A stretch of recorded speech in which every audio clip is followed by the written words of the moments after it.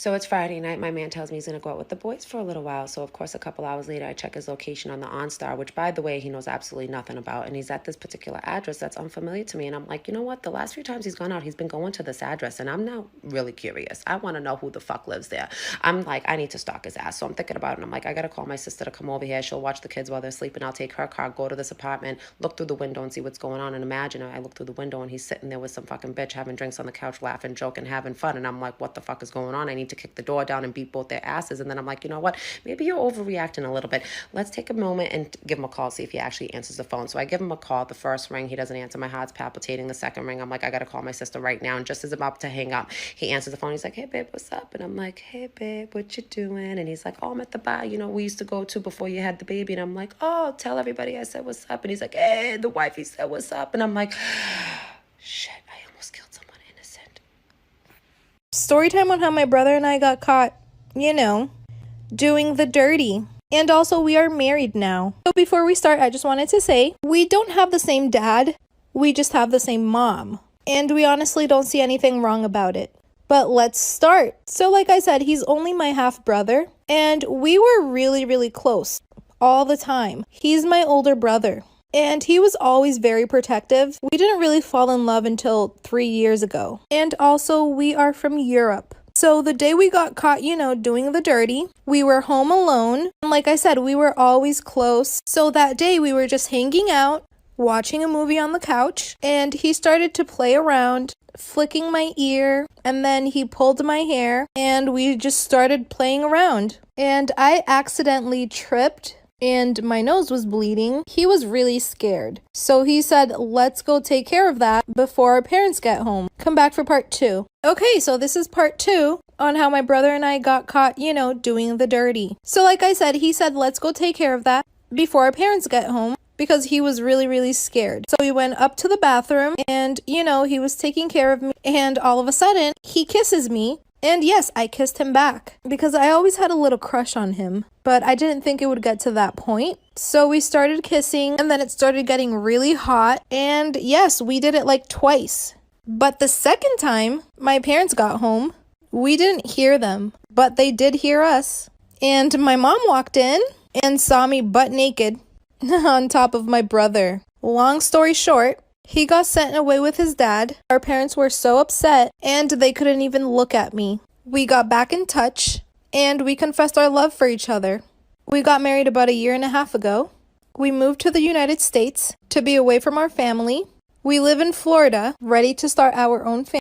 If someone offers you this, walk away. In 2016, a man was staying at his friend's cabin in the woods when he decided to go for an evening stroll. A little ways down the trail, he hears someone call out from behind his neighbor's house. He looks up and he sees this skinny guy pop out from behind the building who starts waving frantically at him to come over. Worried this guy could be in trouble, the man takes off running to assist. But when he gets close enough, the neighbor just offers him a fistful of Slim Jims and starts talking about how much he hates his wife. Sensing there was something wrong with this guy, he says no thank you to the Slim Jims and walks away. The next day, the man calls his friend who owned the cabin to ask him what the deal was with his weirdo neighbor. There was silence on the phone, and then his friend just says, I don't have any neighbors. The police are called, and it turns out his neighbor was really some lunatic who had recently killed his wife and had been hiding out in the abandoned cabin next door. Story time about how I catfished all the popular boys in my grade and they found out about it. So a little background information. I was at a new school. I just started there probably like 4 months before this happened. And I was best friends with this one girl. We're going to call her Kate. And Kate had a crush on this guy. We're going to call him Alex. And he liked her back, but she wanted to see if he was loyal. Well, at least that's what it was supposed to be at first. But then he started to actually fall in love with this bitch. So then I started feeling bad and I told my friend that I just wanted to end it right there. And she was like, no, let's keep going. This is so funny. Mind you, this was the boy that she liked. So at that point, I was like, whatever. And then he asked to meet up at the mall. So then we took him on a whole goose chase around the whole mall. Like, we were like, oh, we're in this store. Never mind, we're in this one. And the only reason why we got away with it was because he thought he saw us in the one store. So then we broke up with him and we started talking to all the other popular boys. And on this fake account, we said that we went to a different school. Well, one of the kids at that school said that he never saw us there, like for part 2. Part 2 about how I catfished all the popular boys in my school and they found out about it. So like I said, the one kid said, "Oh, I never saw you at my school." So then I just blocked him, and thankfully that situation got left alone. Well, then after that, like I said, we started talking to all the other popular boys. We're gonna call this catfish Ashley. Well, at that point, everybody knew who Ashley was. Like, I would literally be sitting in class and all the girls would be talking about how much they hate Ashley, how Ashley's such a hoe. Like, all the girls despised her. Sorry, her. And they kind of had a reason to, because we broke up so many relationships and everything. Well, the one night I'm having a sleepover with my friends. Well, Kate asked if she could come to the sleepover as if it wasn't obvious that she could come. Just a quick reminder, Kate was the one who I started the account with. So I was joking around with her and I was like, "No, you can't come." So I wake up the next morning, right? And all the popular boys are blowing up my phone on my actual accounts, like for part 3. Part 3 about how I catfished all the popular boys in my school and they found out. So like I said, I wake up the next morning and thankfully it was a Sunday. And like I said, I woke up to text messages from all of Alex's friend group. And all these text messages were like, "Are you the one running the Ashley account? We saw screenshots of all the messages between you and Kate." So I texted Kate and I was like, "What the fuck is going on? Like, how does everybody know?" And she made some bullshit ass excuse saying that her brother took her phone and took pictures of all the conversations and sent them to everybody. Which obviously I knew that wasn't true. But after that I went into a whole depression because everybody just kept coming at me for this fake account. Whatever, it was literally me and her who created it. She was the one who wanted to make it to fucking catfish this guy that she liked. So I wasn't going to school for a few days and my guidance counselor literally had to come to my house. Pretty much drag me out of the fucking house and bring me to school. So I sat in the guidance counselor's office all day and then I had to move schools.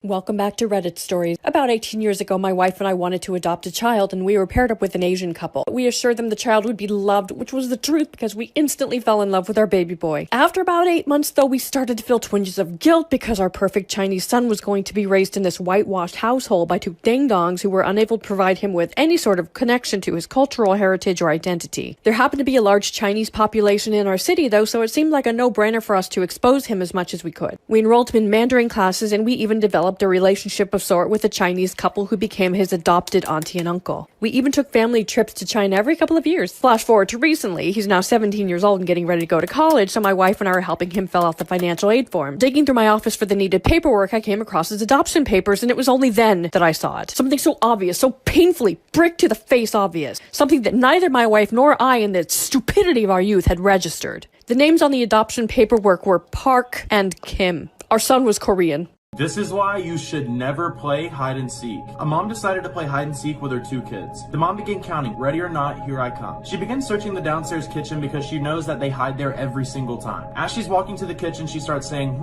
I wonder where they are. She looks under the table and sees they aren't there, which is kind of odd. She knew they were too scared to go into the basement alone, but she decided to check anyway. They weren't there either. She began to panic. The mom then says, "Jordan, Casey, come out now, mommy's not playing anymore." There was no answer. Panic really begins to set in. She decides to call 911 and reaches an operator. She tells the operator